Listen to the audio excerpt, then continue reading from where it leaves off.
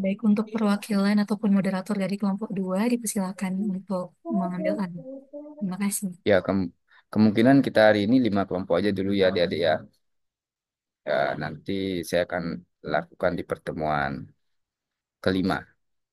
Ya, Gitu.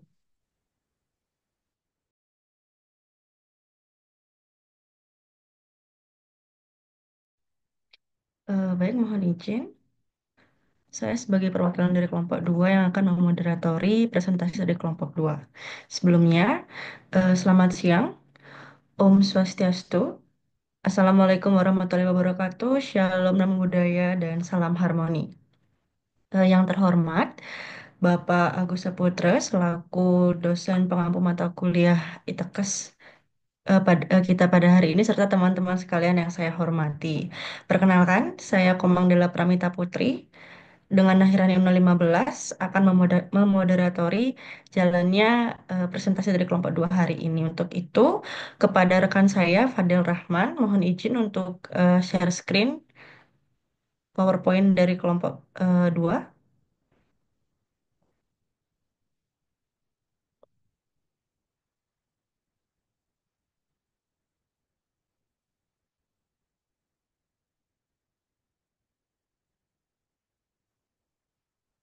Baik, ini adalah judul dari presentasi kami, yakni analisis pemanfaatan teknologi khususnya di Rumah Sakit Tabanan. Selanjutnya.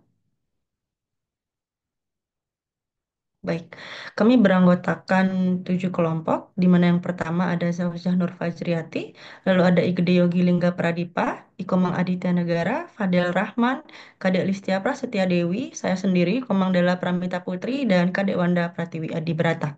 Selanjutnya. Baik, identitas dari sasaran observasi kami, di mana kami melakukan observasi di Rumah Sakit Umum Daerah Tabanan yang beralamat di Jalan Pahlawan nomor 14, Delotpaken, Kecamatan Tabanan, Kabupaten Tabanan, Bali. Dan ini kami laksanakan pada hari Kamis, 20 Maret 2025. Selanjutnya. Baik, latar belakang dari observasi kami di sini bisa disimak pada layar, di mana digitalisasi dalam pelayanan kesehatan memainkan peran yang penting dalam meningkatkan efisiensi. Namun, implementasinya masih menghadapi berbagai tantangan seperti keterbatasan infrastruktur, kesiapan sumber daya manusia, dan juga kompleksitas dari integrasi sistem. Selanjutnya. Adapun metode observasi yang kami gunakan, di mana yang pertama itu adalah wawancara kepada pasien serta salah satu staf petugas di RSUD Kabupaten Tabanan. Lalu durasi observasinya selama 1 hari, hanya di tanggal 20 Maret 2025. Dan pihak yang berhubungan adalah pasien pengguna dan juga staf petugas. Untuk selanjutnya akan dilanjutkan oleh rekan saya. Baik, untuk selanjutnya, mohon izin melanjutkan. Perkenalkan kembali, saya Listia Prasetya. Dari observasi yang telah kami lakukan, berdasarkan observasi dengan secara langsung dan juga dari studi literatur, didapatkan bahwasanya beberapa teknologi yang sudah digunakan pada RSUD di Tabanan, ada 4 yang sudah kami simpulkan dalam layanan sistem informasi kesehatan. Yang pertama adalah sistem SIM RSUD atau Sistem Informasi Manajemen Rumah Sakit Umum Daerah. Yang kedua ada sistem aplikasi mobile JKN atau Jaminan Kesehatan Nasional. Kemudian yang ketiga ada sistem pelayanan administrasi via WhatsApp.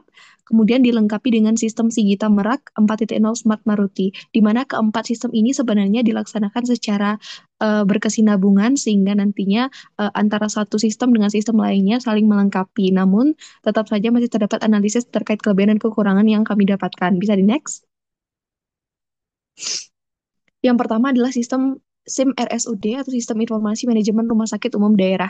Sistem SIM RSUD ini sebenarnya merupakan sebuah sistem yang sudah banyak digunakan di rumah sakit di Indonesia dan salah satunya Rumah Sakit Tabanan sudah mengimplementasikannya, di mana sistem ini merupakan sebuah sistem seperti layaknya informasi manajemen RS yang berfungsi untuk meningkatkan efisiensi layanan melalui digitalisasi dengan modul utama seperti pendaftaran online, informasi, pengumuman, serta yang dapat digunakan oleh pasien, kemudian juga bisa digunakan oleh tenaga medis, dan bisa juga biasanya digunakan dalam administrasi untuk mendukung dari pelayanan dan juga registrasi online oleh masyarakat. Nah, sebenarnya nanti ketika kita menggunakan SIM RSUD ini, para pengguna akan diarahkan untuk melakukan registrasi secara online pada web pada dengan mengakses link yang sudah kami perlihatkan di layar, itu namanya simrsudtabanan.id, di mana sistem ini akan memungkinkan koordinasi yang baik antara tiga hal tadi, baik itu pasien, tenaga kesehatan, dan juga pihak administrasi. Nah, fitur utama dari sistem ini, seperti yang sudah tadi saya katakan, ada pendaftaran online, kemudian ada penyediaan informasi medis, kemudian ada juga pengumuman penting. Komponen informasi dalam sistem pelayanan kesehatan berperan penting dalam menyediakan akses yang lebih mudah dan nantinya akan transparan bagi pasien terkait berbagai aspek pelayanan medis.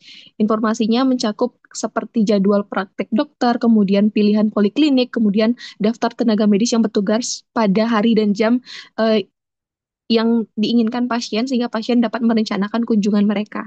Nah, selain itu ada fitur pengumuman dari SIM RSUD ini yang berfungsi sebagai media informasi utama bagi pasien. Kemudian SIM RSUD Tabanan ini juga menghadirkan fitur pendaftaran online yang dirancang meningkatkan aksesibilitas dari pelayanan kesehatan. Bisa di next?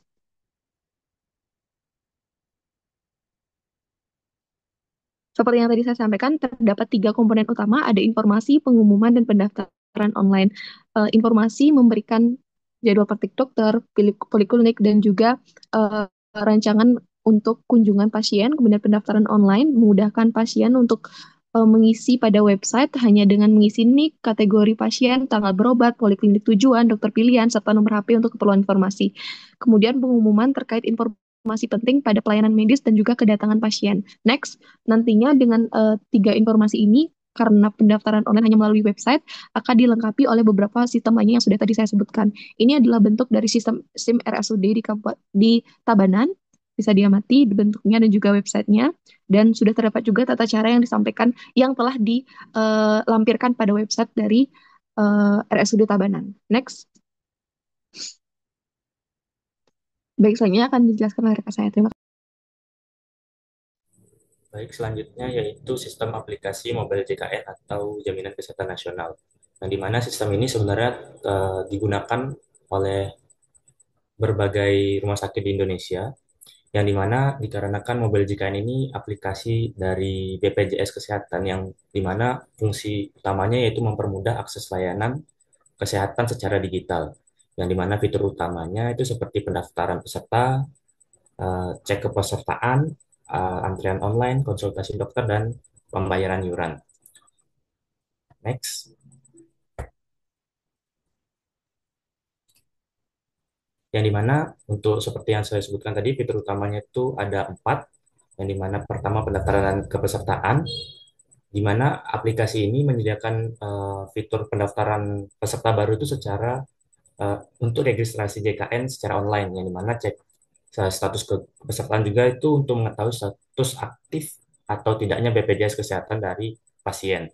Kartu digital JKN sebagai pengganti kartu fisik saat berobat. Yang kedua yaitu layanan kesehatan, yang dimana layanan aplikasi mobile JKN ini memiliki fitur antrian online untuk mengambil nomor antrian tanpa harus datang langsung di rumah sakit. Kemudian ada konsultasi dokter secara online yang memungkinkan telekonsultasi dengan dokter dokter terkait. Yang ketiga yaitu administrasi dan keuangan. Aplikasi ini menyediakan fitur informasi tagihan iuran untuk menampilkan rincian iuran BPJS yang harus dibayar oleh pasien, yang dimana pembayaran iuran ini yang memungkinkan peserta dilakukan pembayaran secara langsung, serta perubahan data peserta untuk mengupdate informasi kepesertaan. Yang terakhir yaitu informasi dan pengaduan, yang dimana aplikasi ini memiliki fitur pengaduan dan informasi sebagai kanal untuk menyampaikan keluhan atau pertanyaan terkait aplikasi JKN, serta panduan penggunaan yang memberikan informasi mengenai cara mengakses dan memanfaatkan layanan dalam aplikasi. Untuk bentuk dari aplikasinya seperti pada layar. Selanjutnya akan dilanjutkan oleh rekan saya. Baik, mohon izin Bapak, di sini saya izin untuk menjelaskan sistem informasi yang digunakan di RSUD Tabanan yang ketiga, yaitu sistem pelayanan melalui administrasi via dari WhatsApp. Nah, di mana di sini kita saat melakukan observasi juga sempat menanyakan beberapa pasien bahwasanya ada beberapa pasien ini menggunakan administrasi via WhatsApp dikarenakan juga karena keterbatasan jarak dan lain sebagainya. Nah, di mana administrasi layanan medis via WhatsApp ini menjadi salah satu platform komunikasi yang digunakan untuk bagi pasien dalam melakukan pendaftaran, kemudian juga melakukan antrian online dan juga pengingat jadwal dan konsultasi kepada dokter. Next.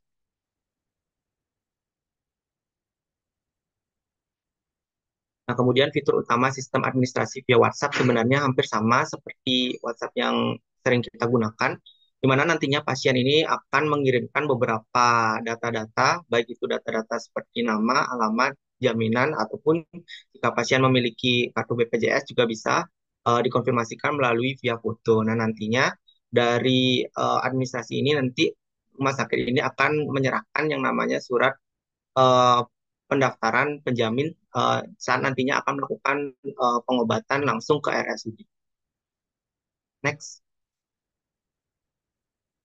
Nah, terakhir untuk sistem informasi yang terbaru di RSUD Tabanan, lebih tepatnya 1 tahun yang lalu yang sudah diaplikasikan yaitu sistem Sigita Merak 4.0 Smart Maruti.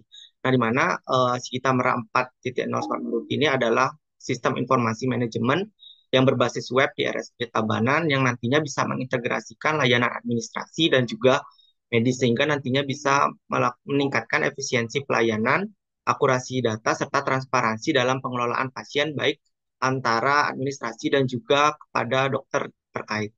Next. Nah, untuk fitur utamanya itu ada modul registrasi pasien, modul rekam medis, modul rawat inap, modul laboratorium, modul rawat jalan, modul apotik, modul IGD, modul pengelolaan uang, dan modul manajemen kamar operasi.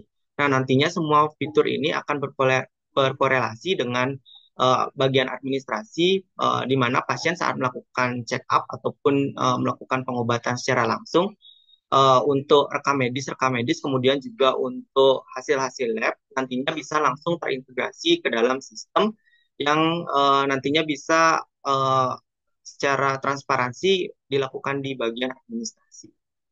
Baik, untuk selanjutnya bisa di next. Ini merupakan bentuk sistem dari Sigita Merak 4.0 Smart Maruti yang kita temukan di RSUD. Bisa di next. Baik, untuk selanjutnya saya akan menyerahkan ke rekan. Baik, terima kasih atas waktunya. Di sini saya akan menjelaskan mengenai kelebihan dan kekurangan dari sistem eh, informasi manajemen rumah sakit umum daerah, dari sistem aplikasi mobil JKN, dari sistem pelayanan administrasi via WhatsApp, dan juga kemudian dari sistem Sagita Marak 4.0 Smart Quality. Next slide. Baik, kelebihan dari SIM RSUD ini antara lain adalah efisiensi dan efektivitas, kemudian keamanan datanya terpercaya, kemudian pengelolaan biaya operasionalnya terjangkau. Kemudian, next slide.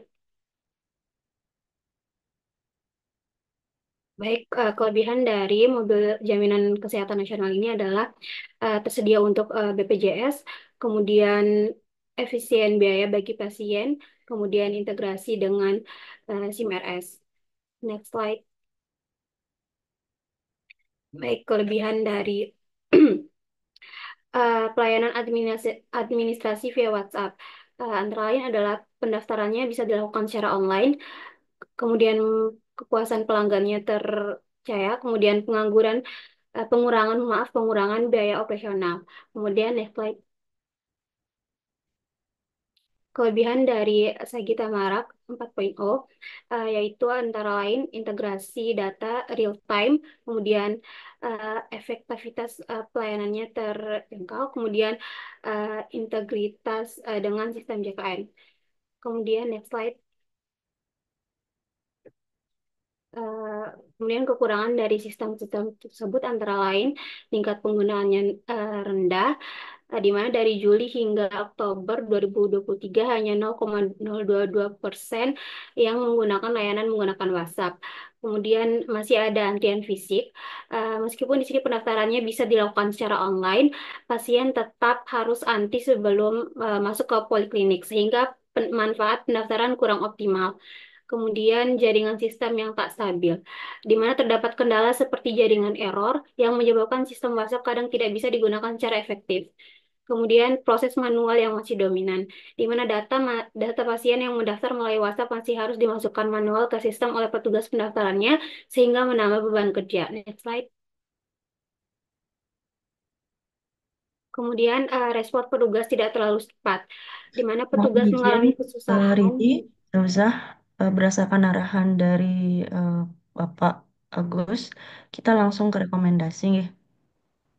Baik, Nggih. materinya akan dibacakan oleh teman saya. Terima kasih. Terima kasih banyak, Riri.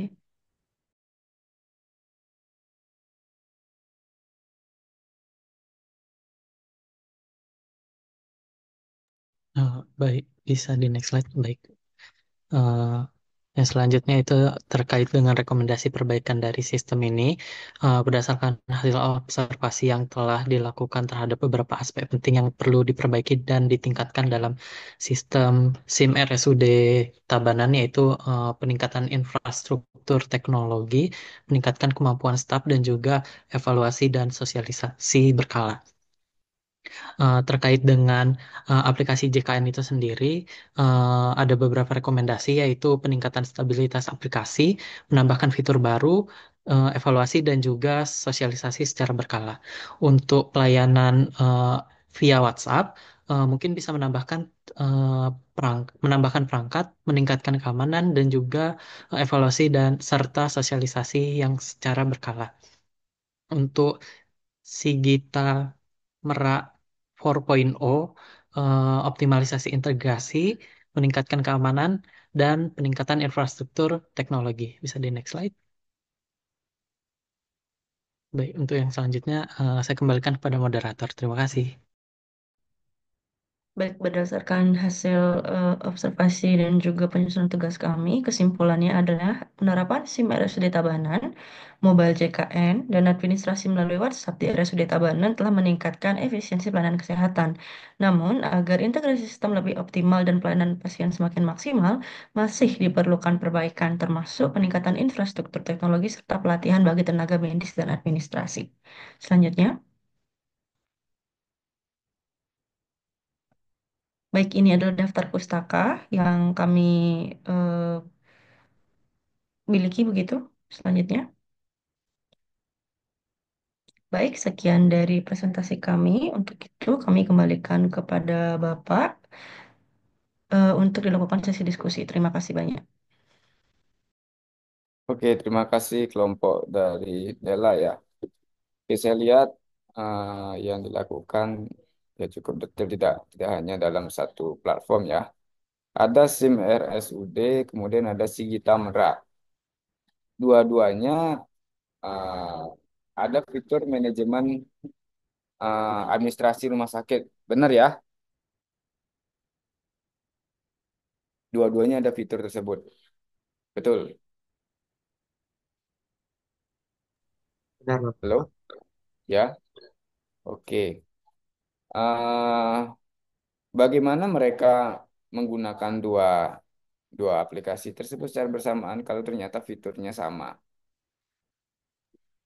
Mungkin menjawab Bapak, berdasarkan observasi yang telah kami lakukan, di mana untuk dari Sigita Meraknya ini merupakan salah satu bentuk eh, sistem terbaru dari RSUD Tabanan. Itu lebih tepatnya sudah dilakukan suatu bentuk evaluasi di 1 tahun kemarin, yang nantinya ini dari sistem Sigita Merak ini merupakan salah satu bentuk yang lebih kompleks eh, dari yang sistem satunya Bapak, di mana nantinya dari beberapa hasil-hasil, baik itu hasil-hasil lab ataupun juga bentuk ronsen dan lain sebagainya, itu bisa langsung masuk ke dalam sistem yang nantinya bisa langsung terintegrasi di administrasi. Sedangkan untuk di SIM RSUD-nya itu hanya terbatas pada bentuk pendaftaran dari pasien saja Bapak, sehingga administrasinya ini agak sedikit terganggu untuk di bagian dari sinkronisasi antara pelayanan medis, lebih tepatnya di tenaga medis dan juga di pihak dari administrasi, sehingga dari observasi dan juga wawancara yang telah kami lakukan, sebagian besar dari RSUD ini menggunakan Sigita Merak ini menjadi salah satu web atau platform yang memiliki istilahnya yang sangat penting untuk saat ini. Oke. Ya dua-duanya rasanya online. Ya kemudian ya di fitur rekomendasi karena dia masih basisnya WhatsApp. Sekali lagi kalau WhatsApp tuh ya untuk helpdesk mungkin cocok lah ya.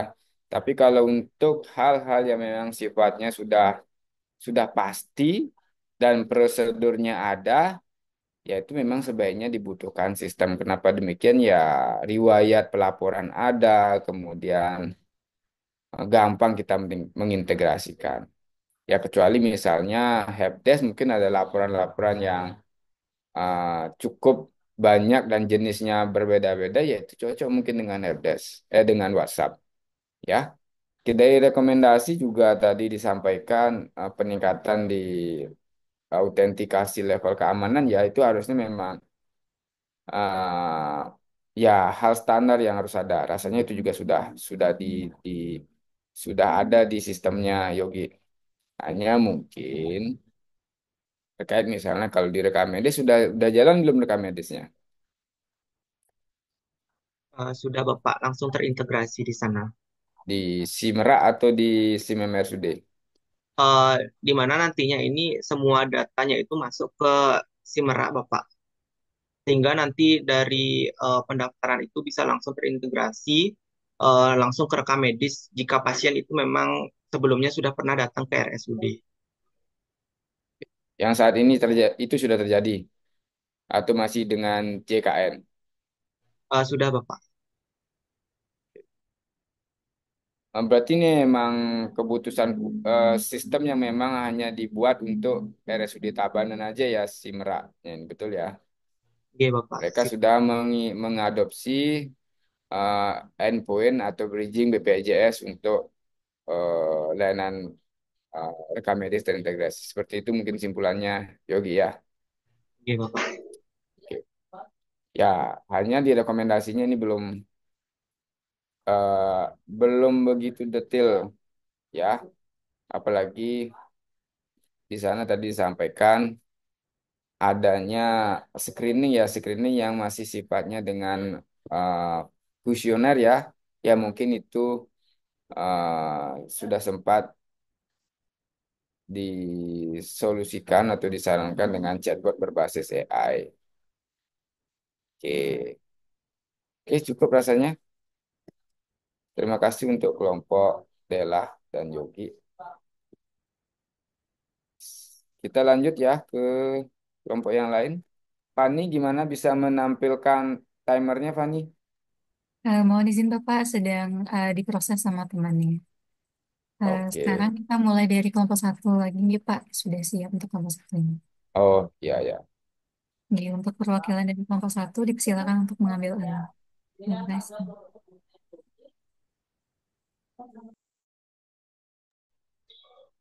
Baik, Om Swastiastu, selamat siang, Niko Bapak. Saya izin atas nama Niko Kauri Prajaniti untuk memoderatori dari kelompok satu.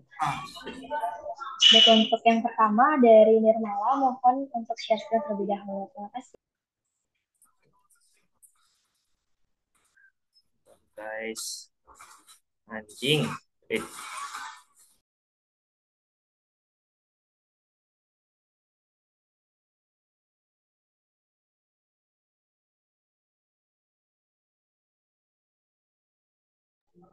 Baik, apakah sudah terlihat di layar, Niko? Untuk Fani, apakah bisa dijawab apakah terlihat di layar?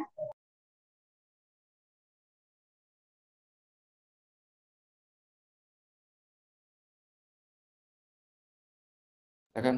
Silakan.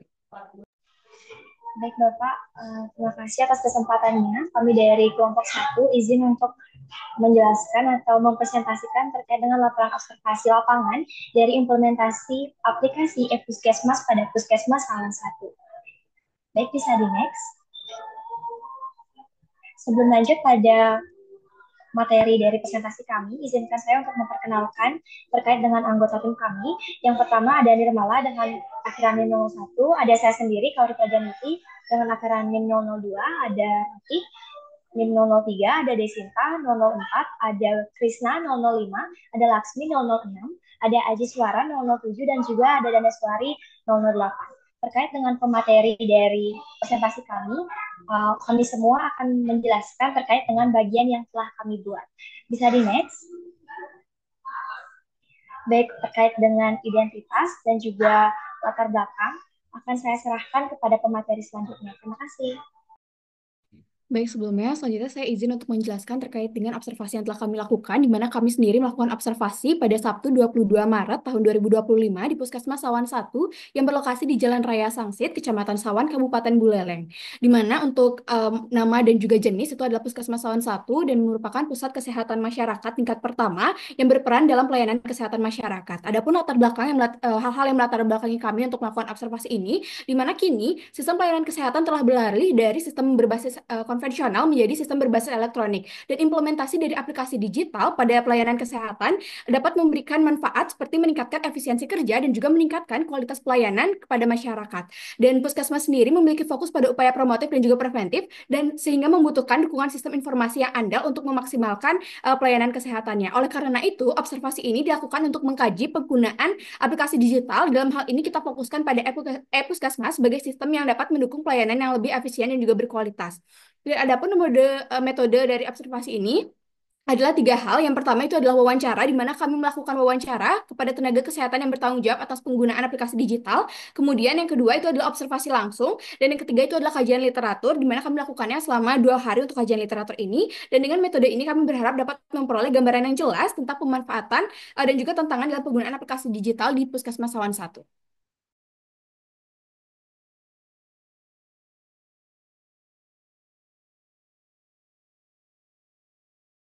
Mungkin bisa dibantu next slide. Baik, selanjutnya di sini saya akan menjelaskan terkait dengan gambaran umum dari aplikasi e-Puskesmas ini, di mana e-Puskesmas sendiri keluar berdasarkan kebijakan keputusan Menteri Kesehatan Republik Indonesia tahun 2019 tentang Sistem Informasi Manajemen Puskesmas yang menyebutkan bahwa e-Puskesmas merupakan aplikasi manajemen puskesmas yang mengolah data pasien mulai dari pendaftaran hingga laporan. Dan di mana e-Puskesmas ini muncul sebagai tanggapan atas kebutuhan akan sistem informasi kesehatan untuk tingkat pertama pelayanan kesehatan seperti puskesmas. Bisa di next slide. Adapun fungsi utama dari aplikasi e-Puskesmas ini adalah mengelola data pasien mulai dari pendaftaran, registrasi, pemeriksaan, dan pengobatan pasien. Selanjutnya, adapun pengguna utama dari e-Puskesmas ini adalah tenaga kesehatan seperti petugas medis, dokter, perawat, bidan, dan petugas administrasi yang bekerja di puskesmas tersebut. Bisa di next.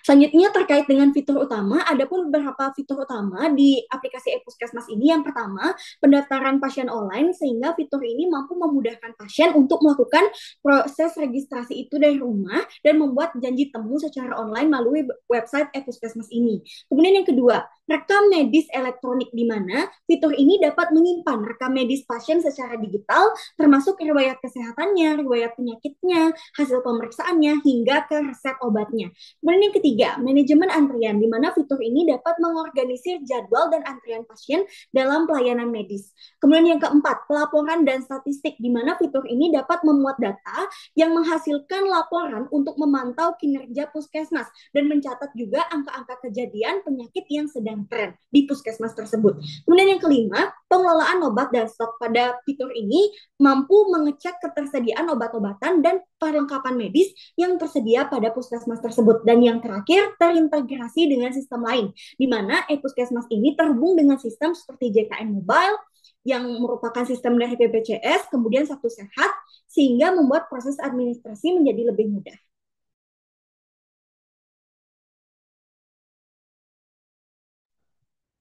Selanjutnya, dari hasil observasi ini, kami menemukan beberapa keunggulan dari sistem aplikasi e-Puskesmas.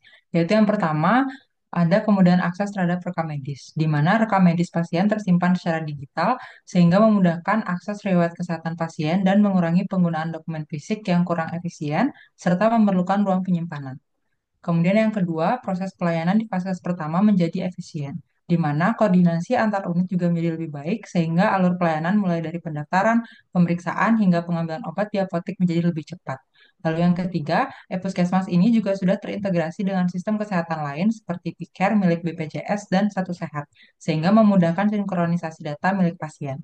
Yang keempat, data dari e-puskesmas ini memungkinkan tenaga kesehatan untuk menganalisis tren penyakit ataupun mendeteksi peningkatan kasus tertentu, seperti misalnya demam berdarah atau infeksi saluran pernapasan. Informasi ini juga membantu dalam perencanaan program kesehatan yang lebih efektif, seperti penyediaan vaksin dan distribusi obat sesuai dengan kebutuhan wilayah. Dan yang kelima, data dari e-puskesmas memudahkan evaluasi kualitas vaskes, di mana data yang tercatat dalam e-puskesmas memungkinkan evaluasi terhadap jumlah pasien, jenis layanan yang diberikan, dan tingkat keberhasilan pengobatan. Dengan analisis ini, puskesmas dapat mengidentifikasi area yang perlu ditingkatkan, seperti ketersediaan tenaga medis atau efisiensi proses pelayanan, guna meningkatkan kualitas layanan kesehatan.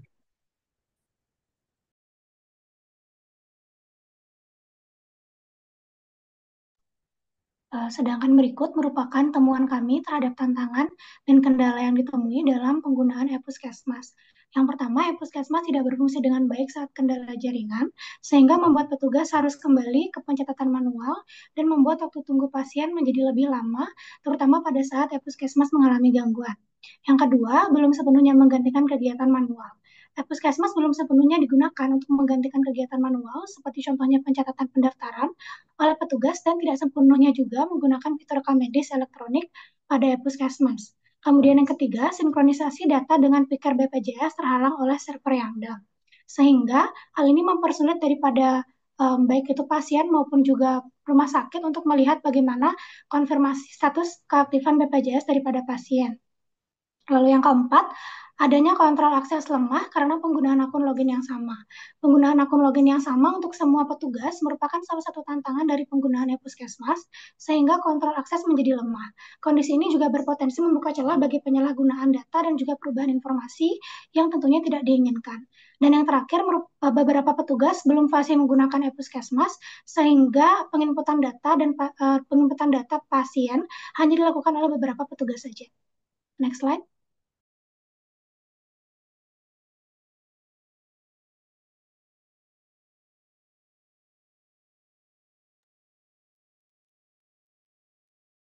Baik, di sini saya akan mempresentasikan mengenai analisis dan pembahasan daripada sistem kesehatan yang telah kita observasi. Baik, yang pertama di sini saya akan membahas mengenai komponen human touch pada aplikasi kesehatan digital atau lebih tepatnya pada sistem informatika kesehatan pada e-puskesmas setelah kita observasi.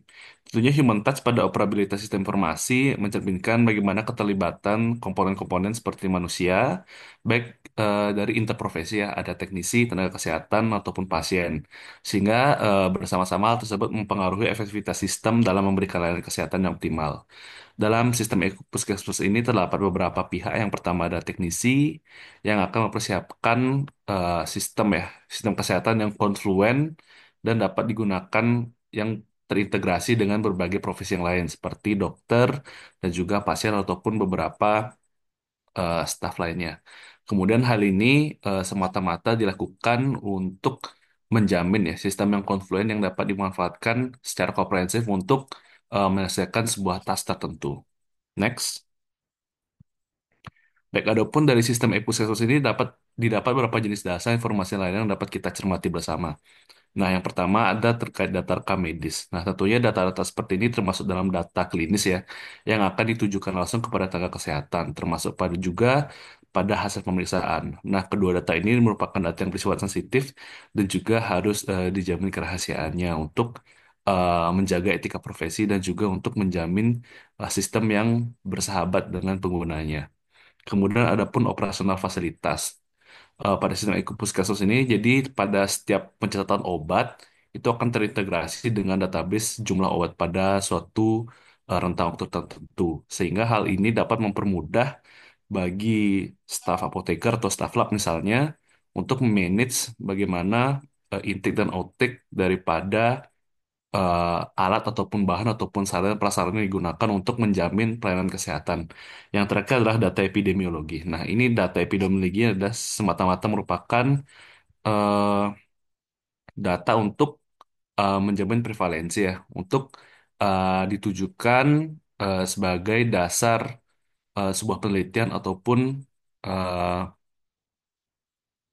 pengambilan kebijakan. Next. Next, oke baik. Dari sistem ini kami coba menghubungkannya dengan interoperabilitas multidisiplin ya. Ternyata dari sistem Puskesmas ini saat ini telah mencakup 4 jenis interoperabilitas. Yang pertama adalah teknis, yang kedua semantik, yang ketiga organisasi, yang keempat adalah dari sistem sosial multidisiplin. Interoperabilitas ini merupakan dan sistem informatika kesehatan merujuk kepada kemampuan bagi sistem organisasi berbeda untuk bertukar, menginterpretasikan menggunakan data secara efektif. Next. Oke, dapat dilanjutkan oleh rekan saya. Selanjutnya adalah integrasi prosedur pelaksanaan dengan pelayanan kesehatan. Dengan adanya integrasi tenaga medis, pasien, rumah sakit, laboratorium, apotek, lembaga asuransi, dapat berbagai data secara real-time sehingga meningkatkan kualitas perawatan pasien dan efektivitas operasional fasilitas kesehatan. Next. Pelayanan kesehatan yang efektif dan efisien serta kepuasan pengguna. Evaluasi terhadap e-puskesmas menunjukkan bahwa sistem ini efektif dan efisien. Tingkat kepuasan pengguna yang mencakup perawat, dokter, dan yang lainnya berada pada predikat puas. Next. Selanjutnya ada rekomendasi dan kesimpulan. Next. Rekomendasi yang pertama yaitu pengembangan progresif web app atau PWA yang memungkinkan penggunaan offline dan sinkronisasi otomatis saat jaringan stabil. Yang kedua, penggunaan akses jaringan lokal di dalam puskesmas untuk mengakses data tanpa ketergantungan penuh pada internet eksternal. Yang ketiga, implementasi API Gateway sebagai perantara untuk mengelola permintaan dari e-puskesmas ke PCare. Lalu yang keempat adalah mengimplementasikan role-based access control dengan hak akses berbeda sesuai peran, seperti admin, dokter, dan juga perawat. Lalu menambahkan two-factor authentication melalui OTP via email dan juga SMS. Lalu yang kelima adalah pelatihan dan dukungan pengguna dengan membentuk mentor internal untuk membantu petugas yang belum fasik dan juga menyediakan tutorial interaktif dalam bentuk PDF, video, ataupun chatbox untuk memudahkan penggunaan aplikasi. Next.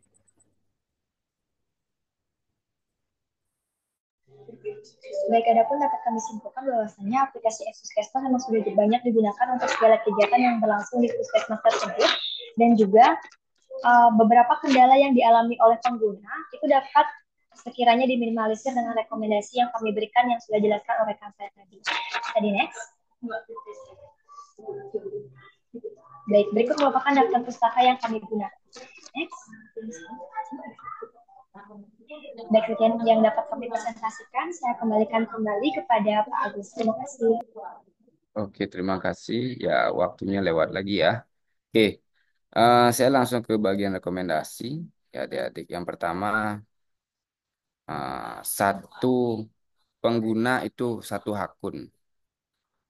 Ya, base-nya role based access. Ya, misalnya Kauri dan Desinta walaupun sebagai perawat, sama-sama perawat lah katakan misalnya ya. Ya, dua-duanya harus punya akun yang berbeda, ya levelnya aja yang sama. Itu juga mencegah jika nanti terjadi manipulasi data supaya tahu lognya siapa yang saat itu bertugas. Oke. Yang kedua, on offline skema, ya ini karena interoperabilitas artinya pasti membutuhkan kerjasama dengan sistem lain, ya rasanya nggak sulit untuk kita terjadikan intranet. Kenapa misalnya terjadikan intranet, ya paling hanya ada satu pertukaran data dalam satu rumah sakit aja. Begitu juga yang offline. Intinya sekali kalau kita butuh interoperabilitas real time dengan bridging BPJS sudah mustahil untuk kita gunakan offline. Ya, sehingga nanti kalau misalnya butuh untuk offline berarti perlu memetakan lagi mana kira-kira fitur yang bisa di offline kan, mana yang bisa di online kan. Oke. Itu kira-kira ya masukan saya kepada kelompok eh, Desinta ya. Oke, terima Iya, kasih. Bapak. Terima kasih, Bapak. Terima kasih banyak nih, Bapak, dan mohon maaf atas kelebihan Oke, Bapak. sebelum saya masuk, saya lanjut. Ini Puskesmas ini develop vendor untuk Sawan aja atau memang dari Kementerian Pusat? Ini dari kementerian nih ke Bapak memang Oh, diberikan kepada setiap puskesmas begitu. berarti seluruh puskesmas menggunakan harusnya dengan Puskesmas ini ya, seperti itu. Jadi Bapak harusnya setiap puskesmas terintegrasi dengan puskesmas begitu. Oke, oke. Oke, terima kasih. Silakan lanjut ke kelompok berikutnya. Izin Bapak, selanjutnya adalah kelompok 3. Bagi perwakilan dari kelompok 3 dipersilakan untuk mengambil alih. Terima kasih. Oke, mungkin sebentar adik-adik di awal tuh ya mungkin disampaikan secara singkat ya hasil observasi kemana ya aplikasi apa aja di dalamnya sampai di situ aja. Selanjutnya di pembahasan baru langsung di rekomendasi yang harusnya agak lebih detail ya. Perhatikan waktunya. Oke, silakan kelompok 3 ya. Baik, terima kasih atas waktu dan kesempatannya. Perkenalkan saya Tony Bagus Andika Martanegara, selaku moderator pada presentasi dari kelompok 3. Mohon izin share screen.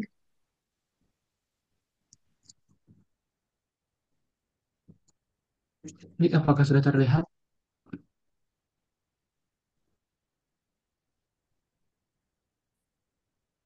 Kemudian, apakah share screen-nya sudah terlihat ya? Sudah Sudah, bagus. Gus. Baik, perkenalkan kami dari kelompok 3 akan mempresentasikan terkait observasi layanan kesehatan Halodoc berdasarkan metode studi dokumen. Baik, di sini kami terdiri dari beberapa anggota, yaitu Dewa Ayu, Bagus, Laras, lalu ada Faris, ada Mas Ayu, ada Rizka, ada Indah Melati, dan ada Widya. Baik, untuk latar belakangnya akan dijelaskan oleh rekan saya. Baik, untuk latar belakangnya sendiri ada tujuan observasi dan implementasinya. Yang pertama itu untuk tujuan observasi itu sendiri yaitu memahami pengalaman pengguna dan kendala untuk optimalisasi. Nah, untuk pentingnya implementasi atau pentingnya penerapan Halodoc itu sendiri adalah untuk mendukung layanan ini menjadi sistem kesehatan yang responsif dan adaptif terhadap kebutuhan masyarakat di era digital ini. Mungkin next slide untuk slide selanjutnya akan dijelaskan oleh rekan saya. Terima kasih. Baik, untuk metode observasi yang kita lakukan adalah metode observasi studi dokumen, yang dimana teknik ini adalah teknik pengumpulan data melalui analisis dokumen yang relevan dan tidak memerlukan observasi secara langsung atau wawancara. Lalu sumber datanya juga berupa dokumen tertulis dan yang telah tersedia. Lalu apa alasan kita memilih metode studi dokumen? Yang pertama, memungkinkan penelitian terhadap informasi yang sudah terdokumentasi, menghemat waktu dan sumber daya karena tidak memerlukan pengumpulan data primer dan dapat memperoleh data dari berbagai sumber yang kredibel. Lalu sumber datanya dari mana? Yang pertama dari artikel ilmiah, jurnal penelitian, dan juga laporan dari beberapa lembaga kesehatan resmi. Nah, selanjutnya itulah gambar umum akan dijelaskan oleh rekan saya. Baik, ini untuk ini adalah merupakan gambaran umum dari aplikasi yang kami gunakan, yaitu aplikasi Halodoc. Next slide. Dari gambaran umum tersebut terdapat fungsi utama yaitu meningkatkan aksesibilitas layanan medis dengan konsultasi online dan interaksi dengan dokter melalui chat, telepon, ataupun video call. Lalu untuk pengguna utama yaitu ditujukan kepada masyarakat umum yang membutuhkan layanan kesehatan, termasuk saran medis, pembelian obat, dan juga pemeriksaan laboratorium. Lalu kemudian ada fitur utama yaitu pemesanan obat dengan pengantaran ke rumah, akses artikel kesehatan dari tenaga medis, dan juga pendekatan yang efisien serta terjangkau dalam pengelolaan kesehatan. Next slide.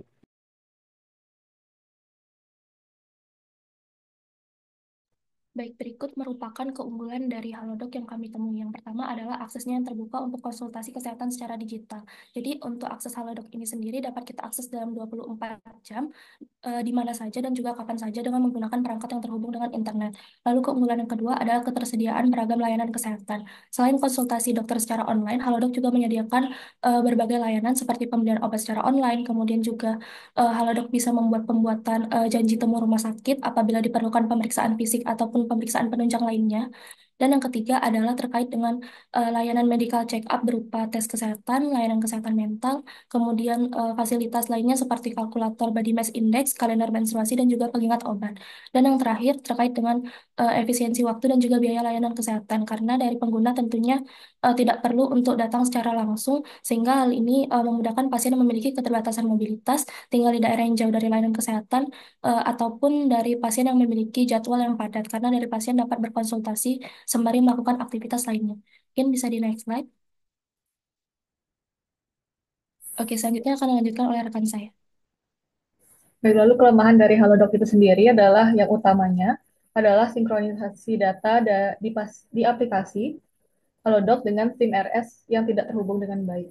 Kemudian yang kedua adalah keterbatasan diagnosis kondisi pasien, kualitas layanan yang diberikan oleh dokter, dan juga waktu berkonsultasi. Kedua kelemahan ini adalah saling berkesinambungan karena apabila dari aplikasi Halodoc ini sendiri tidak tersinkronisasi dengan SIM RS, ini mengakibatkan dokter kesulitan dalam mengakses rekam medis yang dimiliki oleh pasien itu sendiri. Hal ini juga akan membuat dokter terhambat dalam menegakkan diagnosis dari kondisi pasien dengan waktu konsultasi yang cukup singkat. Kemudian yang kedua adalah keterbatasan akses bagi kelompok tertentu. Tentu dengan aplikasi Halodoc itu sendiri, ada kelompok golongan seperti lansia maupun orang-orang yang tinggal di daerah 3T yang tidak terhubung dengan koneksi internet akan menyebabkan akan terbatas dalam mengakses dari aplikasi Halodoc itu sendiri. Kemudian yang ketiga adalah risiko tinggi keamanan dan privasi data pengguna, dikarenakan ini adalah sebuah aplikasi yang mana pengguna mengharuskan untuk mendaftarkan identitasnya dan juga data-data pribadi yang bersifat sensitif, tentu akan memiliki risiko tinggi terhadap kebocoran privasi atau cybercrime. Next slide.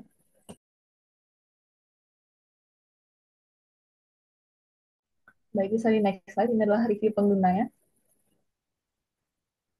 Ini juga adalah review pengguna yang menurut next slide.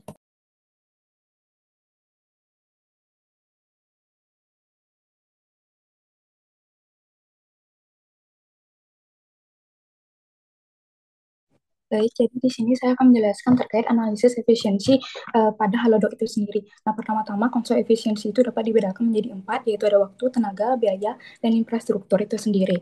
Nah, jadi di sini untuk efisiensi waktu sendiri adalah Halodoc memudahkan pasien agar tidak perlu antre lama di rumah sakit. Dan dokter juga bisa menangani lebih banyak pasien dalam waktu yang lebih singkat. Kemudian pada efisiensi tenaga, pasien tidak perlu berpergian jauh ke rumah sakit, terutama bagi yang tinggal di daerah terpencil. Kemudian, tenaga medis bisa lebih fokus pada kasus yang lebih kompleks karena pasien dengan keluhan ringan dapat ditangani secara online. Kemudian ada efisiensi biaya, yang mana pengguna bisa menghemat biaya transportasi karena layanan ini dapat diakses dari rumah itu sendiri. Kemudian ada biaya infrastruktur, yang mana Halodoc menggantikan beberapa aspek layanan kesehatan fisik dengan sistem digital. Kemudian ada fitur e-resep, yang mana memungkinkan pasien membeli obat secara online tanpa harus ke apotek itu sendiri. Next slide.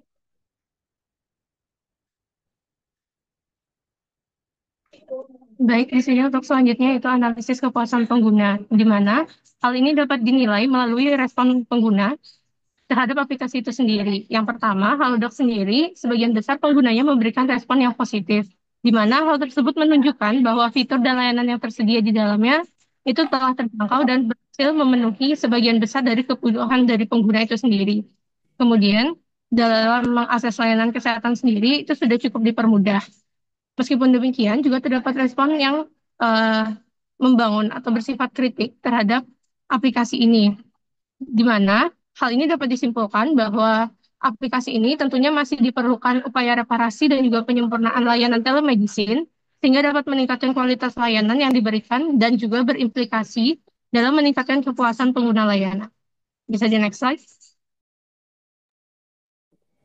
Baik, jadi di sini saya izin menjelaskan terkait analisis efektivitas, yang mana di sini untuk penilaian efektivitas pada Halodoc itu sendiri, kita dapat bagi menjadi 3, yaitu aksesibilitas layanan medis, kemudian ada kecepatan dan ketepatan diagnosis, dan yang terakhir itu ada kepuasan pengguna.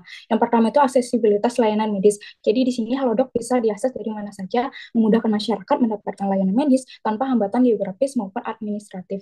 Kemudian yang kedua itu kecepatan dan ketepatan diagnosis, yang mana di sini konsultasi online memungkinkan pasien mendapatkan diagnosis awal dengan cepat. Namun, ketepatan diagnosis masih menjadi tantangan karena dokter tidak bisa melakukan pemeriksaan fisik secara langsung. Yang mana di sini dibutuhkan integrasi rekam medis dan sistem rujukan yang lebih efektif untuk kasus yang membutuhkan pemeriksaan lebih lanjut. Kemudian yang ketiga itu kepuasan pengguna itu sendiri, yang mana sebagian besar pengguna memberikan ulasan positif terhadap layanan Halodoc.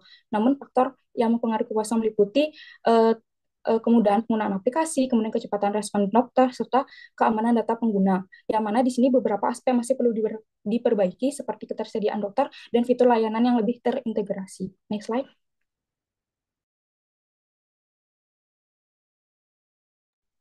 Baik, berikut merupakan rekomendasi perbaikan yang kami sarankan untuk aplikasi Halodoc itu sendiri. Solusi yang kami tawarkan ini adalah untuk menanggapi kekurangan dari Halodoc, yakni dalam hal sinkronisasi data pasien dengan SIMRs. Perbedaan standarisasi interoperabilitas antara SIMRs dengan Halodoc membuat adanya keterbatasan akses EHR oleh Halodoc. Keterbatasan ini akan berimbas kepada ketepatan diagnosis serta tata laksana yang dilakukan. Untuk memperkecil kemungkinan tersebut, di sini kami merekomendasikan agar Halodoc minimal menggunakan sistem pertukaran data yang setara dengan SIMRS terkait, yakni HL7 standar yang menggunakan Clinical Document Architecture atau CDA, serta melakukan kesepakatan untuk mengakses FHR. Namun, kami di sini mengharapkan agar Halodoc menggunakan sistem yang jauh lebih fleksibel, yakni Fast Healthcare Interoperability Resource atau FHIR.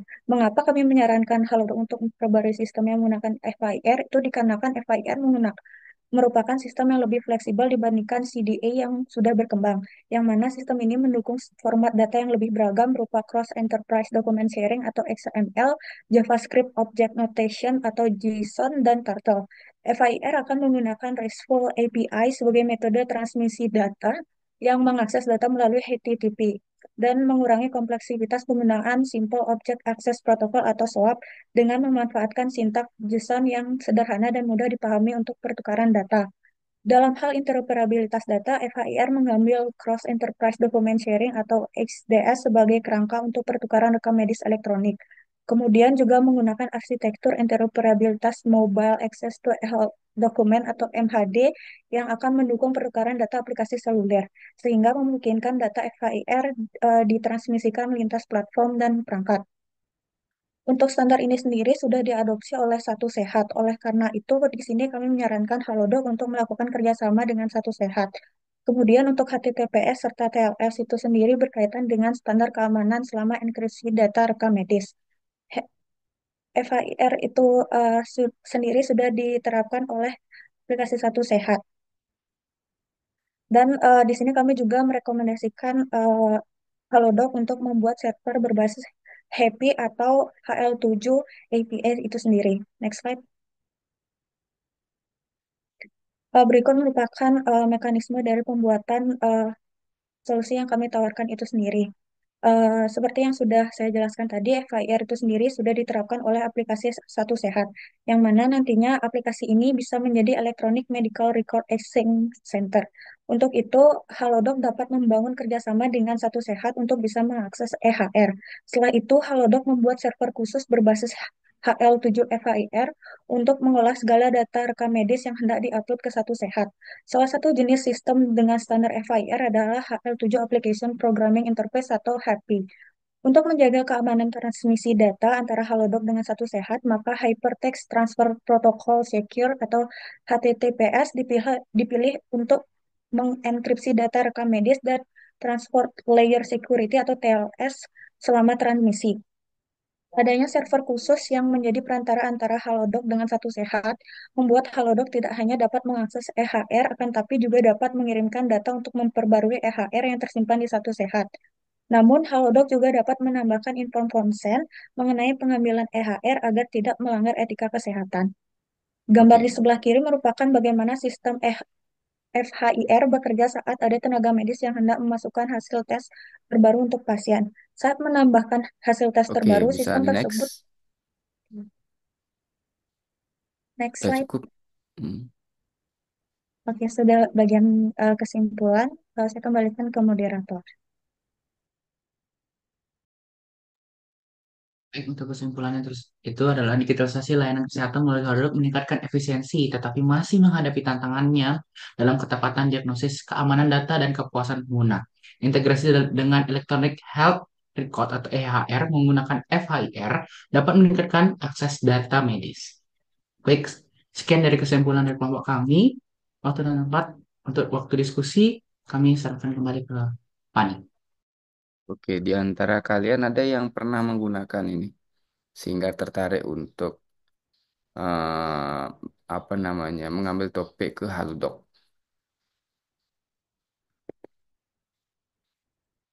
Ada?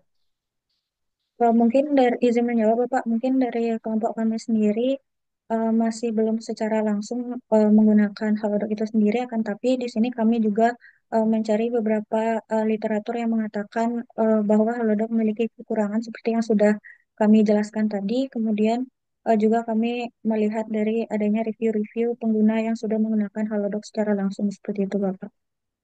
Karena kuncinya adalah bagaimana pendiagnosaan secara online itu yang ya kiranya akan sulit dilakukan tanpa pemeriksaan vital kan kayak gitu ya. Apalagi ya Halodoc ini swasta ya sulit rasanya untuk bisa berintegrasi, melakukan integrasi apalagi terkait dengan masalah-masalah privasi pasien. Karena bagaimanapun ya dalam pengembangan sistem ya sebelum adik-adik dapat melihat rekam medis tentu programmer dulu dapat melihat datanya. Itu sudah menunjukkan adanya aspek privasi yang dilanggar dalam pengembangan sistem. Lagi kalau itu diserahkan ke swasta misalnya. Oke. eh Cukup ya Laras ada ya? Tadi terlewat. Laras ada? Laras Nazila Jadi Putri. ada Bapak. Oke. Oke, saya tutup dulu. Silakan bisa lanjut lagi satu kelompok ya, kelompok 4. Baik, Bapak. Terima kasih. Selanjutnya adalah kelompok 4. Untuk moderator dari kelompok 4, dipersilakan untuk mengambil alih. Terima kasih.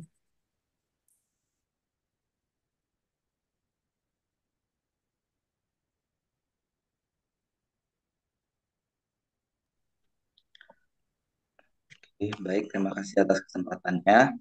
Mungkin saya ucapkan selamat siang untuk Bapak dan juga teman-teman sekalian. Jadi di sini kami akan mempresentasikan tentang aplikasi layanan kesehatan yaitu Sehat Indonesiaku atau bisa disingkat dengan ASIK. Di next. Jadi ini ada dari anggota kelompok kami yang dimana ada kiranya 025, 026, 027, 028, 029, 030 dan juga 032. Baik, di sini ada pun identitas observasi kami yang dimana anggota kami tadi melakukan observasi pada tanggal 26 Juli 2024 dan 12 Agustus 2024 berlangsungan dengan kegiatan PIN polio di Puskesmas Buleleng 1 dengan menggunakan fasilitas atau aplikasi kesehatan yaitu Sehat Indonesiaku atau biasa disingkat dengan ASIK. Next. Adapun latar belakang dari observasi kami yang dimana saya jelaskan dulu dari aplikasi Sehat Indonesiaku ini adalah sistem informasi kesehatan yang dikembangkan oleh Kementerian Kesehatan Republik Indonesia untuk meningkatkan efisiensi pencatatan dan pelaporan data kesehatan di fasilitas pelayanan kesehatan primer. Dan tujuan observasi kami adalah melakukan evaluasi dari kekurangan yang ada pada aplikasi ini, sehingga aplikasi dapat diperbaiki dan dikembangkan lebih baik lagi untuk masa yang mendatang. So, di next. Baik, selanjutnya di sini untuk metode observatif, di sini kami menggunakan dua pendekatan, yaitu observasi secara langsung, yaitu ketika melaksanakan PIN polio di Puskesmas Buleleng 1, dan juga untuk studi dokumen yang kami lakukan dengan menelaah dan juga menganalisis beberapa sumber tertulis terkait dengan aplikasi Sehat Indonesiaku ini. Kemudian untuk durasinya sendiri, untuk secara langsung kami lakukan pada tanggal 26 Juli dan juga 12 Agustus tahun 2024, sedangkan untuk studi dokumen kami lakukan selama 4 hari, yaitu 19 sampai 22 Maret 2025 ini. Kemudian untuk pihak yang dihubungi, tidak ada yang pihak kami hubungi secara khusus, dan berdasarkan hasil observasi tersebut kami dapatkan bahwa aplikasi Sehat Indonesiaku ini dirancang berdasarkan beberapa tantangan, yakni yaitu pencatatan manual, potensi kesalahan input data, keterlambatan pembacaan data, dan kesulitan dalam pengisian data. Sehingga didapatkan Bentar. aplikasi ASIK ini memiliki beberapa tujuan yang dapat Halo, dicermati sebentar, pada Ana. slide. Bisa di next. Halo, sebentar. Atas nama siapa mengumpulkan di e-learning ya? Mohon izin Bapak atas nama Afrizal Bagaskara. Oke, terima kasih. Oke, silakan. Baik, untuk selanjutnya adalah gambaran umum. Nama aplikasi yang kami observasi adalah aplikasi Sehat Indonesiaku atau disingkat ASIK. Memiliki fungsi utama yaitu mendukung pencatatan dan pemantauan layanan kesehatan masyarakat di luar gedung. Nah, untuk penggunaannya biasa dipakai oleh tenaga kesehatan di puskesmas, petugas dinas kesehatan, Kementerian Kesehatan, dan kader posyandu. Next slide. Aplikasi ini juga memiliki beberapa fitur utama, yaitu yang pertama ada website ASIK, kemudian ASIK Mobile, dan ASIK WhatsApp Chatbot. Untuk lebih jelasnya dapat dilihat pada slide. Next slide. Selanjutnya adalah keunggulan implementasi aplikasi digital. Yang pertama, yakni adalah peningkatan efisiensi dan akurasi data, di mana termasuk pencatatan elektronik, akses data yang mudah, dan juga platform terpusat. Kemudian yang kedua adalah interoperabilitas dan integrasi data kesehatan yang mencakup akses data di berbagai fasilitas, integrasi dengan satu sehat, dan standar pertukaran data. Next slide. Baik, berikut merupakan tantangan dan kendala dari aplikasi Sehat Indonesiaku. Yang pertama adalah kurangnya infrastruktur digital, di mana ini terkait dengan keterbatasan koneksi di daerah-daerah yang terpencil. Kemudian yang kedua adalah tantangan literasi digital dan ketelitian input data, di mana diperlukan sebagian tenaga kesehatan itu belum terbiasa dengan sistem digital, dan ini memiliki risiko kesalahan ataupun duplikasi data yang masih tinggi. Kemudian yang ketiga adalah tidak ada fitur validasi data seperti NIK, seperti itu, sehingga berpotensi duplikasi ataupun ketidaksesuaian data yang tinggi. Kemudian yang terakhir adalah belum terintegrasi dengan BPJS, sehingga ini akan dalam proses klaim ataupun administrasi layanan BPJS itu akan terhambat. Next slide. Baik, selanjutnya adalah respon pengguna terhadap aplikasi. Yang pertama yaitu adalah respon positif dari para nakes, di mana ini akses riwayat pasien itu lebih cepat, kemudian ada efisiensi bagi para nakes, khususnya dokter dan juga perawat, kemudian ada pengelolaan data yang lebih akurat, dan laporan real-time ke pemerintah. Next slide. Selanjutnya adalah respon negatif dari pengguna yaitu nakes. Yang pertama adalah keterbatasan infrastruktur yang tadi terkait dengan koneksi internet. Kemudian yang kedua adalah gangguan teknis. Kemudian yang ketiga, literasi digital tenaga kesehatan di mana ini terkait dengan kesulitan dalam mengoperasikan aplikasi. Kemudian yang keempat adalah kesalahan input dan duplikasi data. Kemudian yang terakhir adalah untuk perbaikan infrastruktur itu solusi yang dibutuhkan adalah optimalisasi dari sistemnya. Next slide.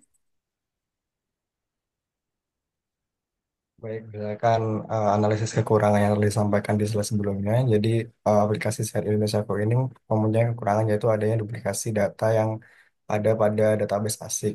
Dan untuk mengoptimalkan kekurangan tersebut, maka bisa dilakukan integrasi data pasien dengan BPJS dan Dukcapil. Untuk alur integrasinya, yaitu yang pertama, pasien akan memiliki identifikasi unik berbasis NIK yang akan divalidasi secara otomatis dengan database milik BPJS. Kemudian yang kedua, data kesehatan BPJS akan ditampilkan langsung saat tenaga kesehatan masukkan nih pasien. Integrasi ini dapat mencegah pendaftaran ganda yang akan tercatat di database yang ada di ASIK. Next slide. Baik, berdasarkan yang sudah dijelaskan tadi, ada pun gambaran besar mekanisme dari penggunaan aplikasi di mana data diinput oleh tenaga kesehatan ke aplikasi Sehat Indonesiaku, lalu setelah diinput, maka sistem akan memvalidasi jumlah digit dan karakter NIK dengan menerapkan aturan wajib bahwa NIK yang diinput harus terdiri dari 16 digit angka. Lalu, jika tidak sesuai, maka tampilan peringatan dan juga tolak dari sistem inputnya. Lalu jika sudah benar, maka sistem akan mengirimkan verifikasi NIK ke database Dukcapil dan membandingkan NIK yang diinput dengan data di database kependudukan nasional. Jika NIK ditemukan, maka data pasien akan ditampilkan. Selain itu, untuk mencegah terjadinya duplikasi data, setiap NIK hanya dapat dikaitkan dengan satu pasien dalam sistem. Jika NIK sudah terdaftar, maka sistem akan menampilkan data pasien. Dan itu juga dengan bantuan AI, maka nanti akan ada pencocokan nama. Lalu berikutnya ada selanjutnya ada validasi data di mana validasi dilakukan oleh tenaga kesehatan yang akan memverifikasi apakah rekomendasi yang muncul dari AI sudah sesuai, dan juga pencocokan data oleh tenaga kesehatan di mana data pasien harus diperiksa ulang oleh tenaga sebelum data disimpan secara permanen. Setelah dilakukan pencocokan, maka data disimpan secara permanen. Oke, baik, next slide. Mohon izin di sini sekarang saya akan memberikan kami akan menyampaikan rekomendasi dan kesimpulan terkait dengan dari aplikasi ini. Jadi di sini kami menilai bahwa aplikasi Saat Indonesiaku ini sudah sangat baik dalam pembuatannya, namun masih ada beberapa hal yang mungkin bisa diperbaiki atau bisa diberikan improvement, eh, apalagi terkait dengan adanya kekurangan-kekurangan seperti yang sudah tadi dijelaskan. Jadi di sini ini merupakan rekomendasi yang pertama, di mana di sini eh, kami membuatkan bagan sistem integrasi NIK dan BPJS secara garis besar di sini, di mana itu pertama-tama kita mulai terlebih dahulu dari start dari user ini, kemudian kita menggunakan real time sync dengan middleware. Kemudian kita dapat menggunakan sumber data yaitu Dukcapil dan BPJS Kesehatan, di mana Dukcapil ini kita akan mengambil NIK dan BPJS ini untuk asuransi kesehatannya. Kemudian untuk kembali kita ke middleware integrasi, di mana kita bisa menggunakan Apache Kafka dan juga ETL untuk transformasi data. Kemudian bisa kita untuk pusat data terpadu, kita bisa menggunakan Apache Cassandra dan juga PostgreSQL, di mana di sini juga nanti kita kemudian akan melalui API Gateway, di mana API Gateway di sini untuk verifikasi NIK dan juga BPJS serta untuk klaim layanan kesehatan. Di mana di sini untuk keamanan itu kita bisa menggunakan blockchain audit log, dan juga di sini kita bisa menggunakan MFA serta enkripsi AES256 sebagai enkripsi data untuk pusat data. Terakhir, di sini kita dari API Gateway ini kita bisa ke kebutuhan masing-masing seperti rumah sakit atau API, aplikasi BPJS mobile, dan juga dashboard admin Kemenkes. Dan kemudian interaksi sudah berakhir di sana.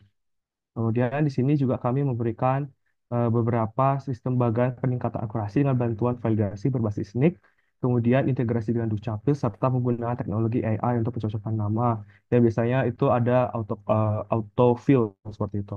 Nah, di sini ada bisa dilihat ya, ada input data, validasi format, kemudian ada yes and no-nya juga. Kemudian juga ada verifikasi NIK dengan Dukcapil, kemudian ada cek duplikasi NIK di sistem. Selanjutnya juga ada auto suggest dan auto completion. Juga ada pencocokan nama dengan AI, validasi ganda, dan penyimpanan data. Kemudian ini juga verifikasi data bisa dilihat ini merupakan bagian arsitektur sistemnya. Kemudian ini merupakan bagian alur data pendaftaran pasien, bagian transaksi layanan kesehatan, bagian kawan data yang kita gunakan itu adalah RBAC, dan juga di sini bagian monitoring. Baik, sekian. Terima kasih. Baik, adapun kesimpulan dari presentasi kami yang di mana aplikasi ini yaitu Sehat Indonesiaku yang merupakan inisiatif Kementerian Kesehatan ini untuk mendukung digitalisasi pencatatan layanan kesehatan terutama di wilayah puskesmas dan juga posyandu. Dari aplikasi ini membantu menyederhanakan proses administrasi, meningkatkan akurasi data, serta memungkinkan pelaporan yang secara real time. Untuk mengoptimalkan kinerjanya, perlu dilakukan integrasi dengan BPJS, validasi NIK melalui Dukcapil, serta pemanfaatan dari teknologi artificial intelligence. Keberhasilan transformasi ini membutuhkan dukungan antar lembaga, peningkatan literasi digital, dan juga penguatan infrastruktur secara menyeluruh. Baik, sekian dari presentasi kami kelompok 4. Mohon maaf apabila ada salah kata, dan ini juga ada daftar pustaka dari hasil presentasi kami. Sekian kami ucapkan dan terima kasih.